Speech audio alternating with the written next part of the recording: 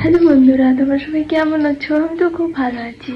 তো আজকে তোমাদের সাথে শেয়ার করবো, আমাদের অ্যাকচুয়ালি বাড়ির পাশে রাস্তা নয়। আমি শুনেছি গাড়ি ঘোড়া চললে হয়তো ঘরদোর খুব নোংরা হয়, যে দরজা খুলে রাখা হয়। আমাদের বাড়িটা অনেকটা ভিতরে, কিন্তু আমি জানি না কেন এত ধুলো হয়।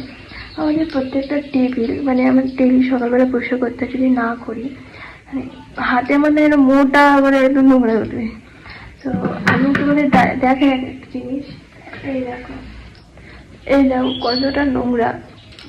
তো আমি জানি না এটা সবার বাড়িতে হয় কিনা, কিন্তু আমাদের বাড়িতে যদি আমি একদিন না মুছি, এরকম মানে এত নোংরা পড়ে যেতে, মানে আমি যখন হাত দিই স্টিল আমার হাতের ছাপ বসে যাবে।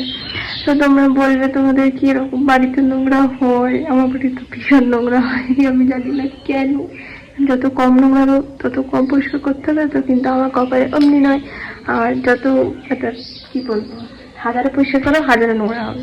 তো তোমরা কিন্তু বলবে তোমাদের বাড়িতে কি এরকম জিনিস তোমরা ফেস করো।